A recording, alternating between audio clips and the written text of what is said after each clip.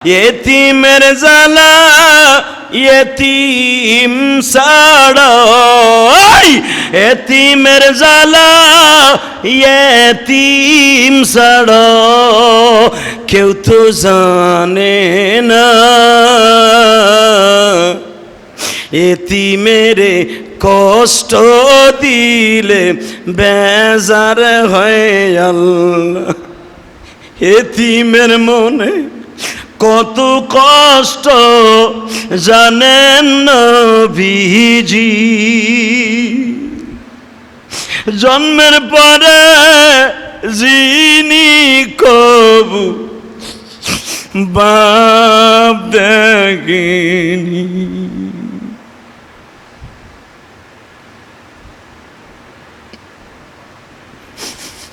ইন্তেকালের মাত্র 3 মাস আগে জেহাদির মা বলছিল, বাবারে আমি মা তোরে বিদায় দিয়ে দিলাম, যাও গো বাবা যাও,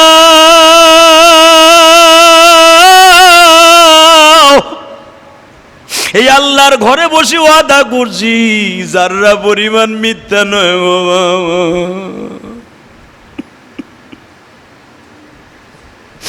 আমার বাড়ি গোপালগঞ্জ মকসিদপুর, আমি লেখাপড়া করতাম কোটালীপাড়া। বাবা আমার জীবনের প্রথম মাদ্রাসা, মাদ্রাসা মাত্র হয়ে গেছে বাবা 1 বছর।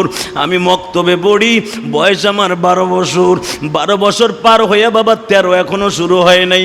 আমার মা আমার বাড়ির থেকে প্রায় 70 কিলোমিটার দূরে দিয়ে দিয়েছে আমার লেখাপড়া করতে। আমার মা জীবনে শেষ বিদায় দিবি রে ভাই। আমার মা আমারে বলে, যাও গো বাবা যাও, তোমার সাথে আর আমার দেখা হইব না। তুই একটা ওয়াদা দিয়ে যা, একটা ওয়াদা দিয়ে যা। কি ওয়াদা মা?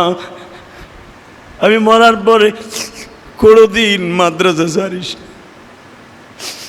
মা মাদ্রাসায় পড়লে মাদ্রাসার কালেকশন করতে হয়, চামড়া কালেকশন, ধান কালেকশন, পাট কালেকশন। তখন বাবা আমরা পাট ধান কালেকশন করতাম, গ্রামে ছাত্র এখনো করে।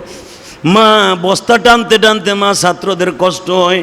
আমার মা কি উত্তর দিলে জানুরি, মাদ্রাসার ধানের বস্তা মাদ্রাসার সামনে ঘাড়ে লইয়া যখন তুমি হাঁটবা, আমি মা যদি মারা যাই জান্নাতের দরজা আমার জন্য খুলে যাইব। এতিম ছেলেগুলা চামড়াটা তোমার ঘরের সামনে আনতে গেছে, চামড়াটা তুমি দিছো ঠিকই, 3টা বেচকি দিয়ে দিছো। এই যে মোল্লার চামড়ার লেগে পাগল হয়ে গেছে, এই চামড়াটা তোমার হক নাই গো বাবা, এই চামড়াটা এতিম ছেলের হক গো বাবা। এই যে মসজিদ মাদ্রাসার কমিটি, কমপ্লেক্সের কমিটি, তাদের নিজের জন্য তোমার দরজায় যে পশুর চামড়াটা চায় নাই, এতিমগুলাইকে চাইছে। কেন চাইছে জানো নি? আমার নবী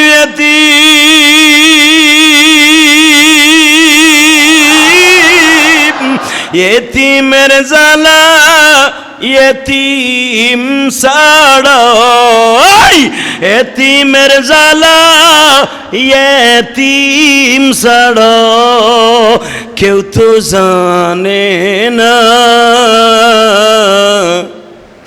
এতিমেরে কষ্ট দিলে বেজার হয় আল্লাহ। এতিমের মনে কত কষ্ট জানেন নবীজি, জন্মের পরে যিনি কবু বাপ দেখেনি।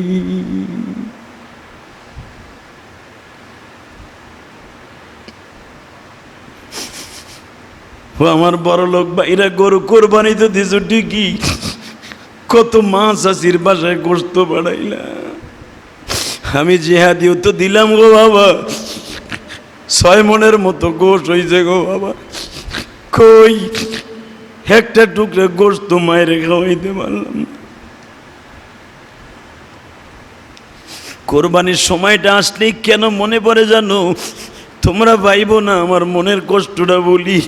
আমার মাই বলছিল, বাবা কোরবানির চামড়ার রক্ত তোমার গায়ে লাগায়ও, মাদ্রাসার চামড়া টানতে যায় যদি গায়ে রক্ত লাগে বাবা আমি মারে আল্লাহ মাফ করে দিব, এই জন্য কথাটা বললাম, অন্য কোনো কারণে নয়।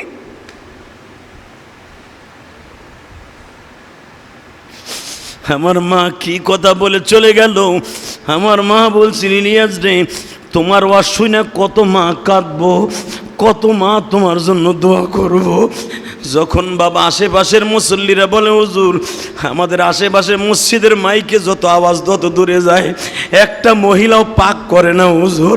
রান্নাঘরে বসে, ডাইনিং টেবিলে বসে, খাটে শুয়ে শুয়ে আপনার ওয়াজ শুনে আর কাঁদিয়া বালিশ ভিজায়। তখন আমার মায়ের কথা মনে পড়ে, মা তুমি কি এই জন্যই বইলা গেছিলে? তোমার কথা শুনিয়া কত মায়ে কাঁদবে। ও আমার ভাইরা, আমি তোমাদের দুইটা পাও ধরে বলে দিয়ে যাই, কোনোদিন তোমরা আমার মাওলারে বইল না। যাদের মা বাবা আছে কোনোদিন মা বাপরে কষ্ট দিও না, কোনোদিন এতিম মিসকিনের মনে কষ্ট দিও না। আমার নবী বাজান রে, হাসান হোসেন রে বুকের মধ্যে নিয়ে গয়, নানু ভাই তোমরা কখন আসছো? এই হাদিসের দ্বারা বোঝা যায় আমার নবী প্রেমের মাঠে ছিল, বাবা নবী কিছুই জানে না। ও বাজান রে, ফাতেমা বলে, বাবা ও তোমার ফাতেমা সেই দুপুরে আসছে গো বাবা, বেলা গড়াইয়া সন্ধ্যা হয়ে যায়, এত কান্দি, তুমি কি একবারও মায়া লাগে না? আমার নবী তখন বলছিল, মা সেজদার ভিতরে এত মজা তোর বাবা আগে জানতো না, সেজদার ভিতরে এত মজা তোর বাবা আগে জানতো না। এ আমার যুবক ভাইরা, আমার দাড়ি বাঁকা বাজানরা, সময় আর নাই গো বাবা, সময় আর নাই গো বাবা, সময় আর নাই গো বাবা। মৃত্যুর গ্যারান্টি কারো কাছে কোনো হাতে নাই। মৃত্যুর পরোয়ানা কখন কার বাড়িতে চলিয়া যাবে কেউ জানে না। করুণা কোন রাস্তায় রাস্তায় ঘুরিয়া তোমার খাটের উপরে সবল মারবে তুমি নিজেও জানো না। ও আমার মা, এত সুন্দর চেন গলায় দিয়া মা হাতের মধ্যে স্বর্ণের হীরার আংটি লইয়া গোসলখানায় যাও গো মা। হীরার আংটিটা যদিও গোসলখানায় মামা ড্রেসিং টেবিলে খুলিয়া থুইয়া গোসলখানায় ঢোকো গো মা, পাগলের মতো দৌড়াইয়া আসো, আংটিটাও আর কেউ নিয়ে গেল কিনা মা। তুমি এখন চোখ দুইটা বন্ধ হয়ে যাবে মা, তোমার আংটিটা কে লয়ে যাবে খুইলা কেউ জানে না। তোমার আলমারিতে দামি দামি পোশাক থাকবে মা, টানিয়া খুলিয়া মা থ্রি পিস গুলা খুলিয়া সাদা একখানা মার্কিন পাঁচখানা কাপড় দিয়া তোমার জীবনের শেষ বিদায় দিয়ে দিবে। যেমনি ইলিয়াসুর রহমান জিহাদির মায়কে দিছে, সভাপতির মা বাবাকে দেয়া হয়েছে, ওই সহসভাপতির মাকে দেয়া হয়েছে, ও বাজান সেক্রেটারির মাকে যেমনি দেয়া হয়েছে, এমনি করে তোমারও মা জীবনের শেষ বিদায় দিয়ে দিবে গো মা। আম্মা শফি সাহেবকে যেইভাবে দিছে তোমারও সেইভাবে দিবে গো বাবা। আমার নবীরে যেইভাবে দিছে তোমারও শেষ বিদায় সেইভাবে দিবে গো বাবা। শুধু বিদায়ের পালকি বাড়ির সামনে আসার আগে আমার মাওলারে ডাইকা বন্ধু বানায় যাইও। ওয়াল্লাযীনা আমানু আশাদ্দু হুব্বাল লিল্লাহ, আল্লাহর প্রেমে পাগল যারা তারাই জান্নাতি। ওয়াল্লাযীনা আমানু আশাদ্দু হুব্বাল লিল্লাহ, আল্লাহর সাথে প্রেম করার দরকার আছে না নাই? এ জোরে বলে আছে না নাই? প্রেম করবেন তো ইনশাআল্লাহ। এই আল্লাহ নিজে কইছে আসাদু, ইসমে তাফজিল, আসাদু কিসের বোর ভালোবাসা, কিসের পোলাপানের ভালোবাসা? ও নবী আপনার উম্মত ওয়াল্লাযীনা আমানু আসাদু হুব্বাল লিল্লাহ, আপনার ইমানদারগুলা সবচেয়ে বেশি প্রেম করবে আমি আল্লাহর সাথে। কে কইছে? আল্লাহ। হে জোরে কর না, কে কইছে? আল্লাহ। কই প্রেম করলেন? কই প্রেম করলেন আপনি? গরু কিনছেন ঘুষের টাকা দিয়া, গরু কিনছেন সুদের টাকা দিয়া, গরু কিনছেন হারাম টাকা দিয়া, হারাম টাকা দিয়ে বাড়ি করছেন, বাড়ি ভাড়া দিয়ে আপনি গরু কিনছেন। কিসের আপনি আল্লাহর ভালোবাসার জন্য কোরবানি দিচ্ছেন? হ্যাঁ, সুদের টাকা দিয়ে বাড়ি করছেন, সারা জীবন ওই বাড়ির একটা ইটা যতদিন থাকবে ততদিন আপনার ওই ভাড়া খাওয়া হারাম। কিসের বাহাদুরি দেখেন আপনি? সব বাদ, অন্যায় করে ফেলেছি, আগে মাসলা জানতাম না, রব্বে কারিম মাফ করে দাও না। আল্লাহ মাফ করে পারে, পারে কি পারে না? সেজদায় বসে কান্দেন না, উম্মতের লেগে নবী কানছে, গুনার থেকে ফেরেন না। 5 ওয়াক্ত নামাজ পড়েন, 5 ওয়াক্ত নামাজ পড়েন, বিবিরে পর্দায় রাখেন, ছেলে মেয়েকে সুশিক্ষায় শিক্ষিত করেন। আপনার জাকাতের টাকা, গরুর চামড়ার টাকাটা এতিমখানা মাদ্রাসায় দিয়ে দেন, আলহামদুলিল্লাহ 100% আপনার ভিসা পাসপোর্ট বাড়িতে চলে আসবে, আজরাইলের গাড়ি হাজির, জান্নাতে ডাইরেক্ট চলে যাবেন। রাজি আছেন না নাই? সবাই রাজি আছেন? জানমাল দিতে রাজি আছেন না? খালি হু হু হু করে কানবেন, মনে করবেন এতে কানলি কাম হবে না। জান আর মাল দুটোটা আল্লাহ রাস্তায় দিতে হইব, সময়ও আল্লাহ রাস্তায় দিতে হবে। রাজি আছেন না নাই? মাঝে মাঝে 3 দিনের লেগে আল্লাহ রাস্তায় বাইরে যান। এই মসজিদ আর এক মসজিদে যান না, এই মসজিদে ভাইয়া কিসের সাতার ইবাদত করবেন? টুরি টাক্কাত কোন রকম যদি ফজরের রক্তে কেরাত লম্বা হয়, ইমাম সাহেবের পরে রক্তে টর্চারিং করে, এত বড় কেরাত তুলেন, পরের বাড়ি খাইছেন তো গরু কোরবানি করে গোশ খাইয়া লাইছেন। কথা কন না কেন? তোমার মরণ সাথে বাইতে দিয়ে বড় গা, ইমাম রেলজাম দাও কেন? মাগরিবের একটা কেরাত একটু বড় হইলে ইমামরে বাঁশ দেওয়া শুরু করে দাও। এত বড় কেরাত মাগরিবের সময় নয়নি, হুজুরের সোদ বোধ নাই, কোরবানি গোশ খাইছে তো তালারা হেলাইছে। ও এইখানে তোমার বড় লম্বা হয়ে যায়, আর দোকানে বইয়ে ঘন্টার পর ঘন্টা গিবাত শেখায়ত করো, ওইটা তোমার যায় না, তাই না? কপাল তোমার এমনি পুষছে, করুণা এমনি এমনি দেশ থেকে যাবে না।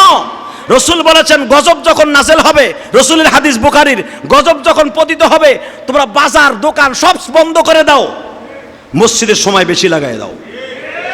এই গজবের ভিতরে মসজিদ আসতে চায় না। কথা কন না কেন? এমন এমন বদমাশ মার্কা মুসল্লি আছে, করুণার ডরে ঘরে বসে রয়েছে, জুবান নামাজটাও পড়তে আসে না। গজব যাবে, গজব কি তোমার তা হইছে আপনি যে কইলেই যাইব? তোমার মাস্কে আর হাতের হ্যান্ডে তোমার গজব যাবে না। গজব যেতে হলে বেশি বেশি চোখের পানি ফেলতে হবে, মসজিদের ভিতর সময় বেশি লাগাইতে হবে। কথা কন না কেন? কি সময় দিবেন তো? ইনশাল্লাহ মসজিদের সময় বেশি দিবেন তো? নামাজ শেষ হয়ে গেলে আপনি কোনায় বয়ে আল্লাহরে ডাকেন না, আল্লাহ বয়স হয়ে গেছে 60 বছর, যে কোনো মুহূর্তে আমার যদি করুণা অ্যাটাক করে, আমার করুণার সামনে মৃত্যু হয়ে যাবে। যার 30 বছর 40 বছর ওর গায়ে ধারণ ক্ষমতা আছে, রোগ প্রতিরোধ করার ক্ষমতা আছে, আমার নাই। আল্লাহ আমারে ধরলে তো আমি জায়গায় ফাইনাল, আল্লাহ গো তুমি দাও না। সবচেয়ে দেখবেন বেশি সবচেয়ে সময় কম লাগায় বুড়াগুলি। হে মসজিদে আইলেই ফুডি মাছার মতো লাফানো শুরু করে, তাড়াতাড়ি শেষ করে না কেন? কথা কন না কেন? এই করোনার ভিতরে দাওয়াত নাই, খাওয়ান নাই, মানুষের বাড়ি যাওয়ার লাগে না, দোকানপাট খোলা লাগে না, মসজিদে 2-4-5 মিনিট যদি বয়ান বড় হয়ে যায় শুক্রবার, এর ভিতরে শুরু হয় কামরা কামড়ি। কথা কন না কেন? করোনা এমনি যাবে তা হিসাব না, সময় মসজিদে লাগাইতে হবে। আল্লাহ কবুল করেন, জোরে করে আমিন। মসজিদে বেশি বেশি সময় লাগান, বেশি বেশি দান খয়রাত করেন, যেখানে যা আল্লাহ দিছে ওইখান থেকে করেন, আল্লাহ তাইতেই খুশি। আল্লাহ সুবহানাহু ওয়া তাআলা আপনাদের সবাইকে কবুল করুক, আমাকেও কবুল করুক।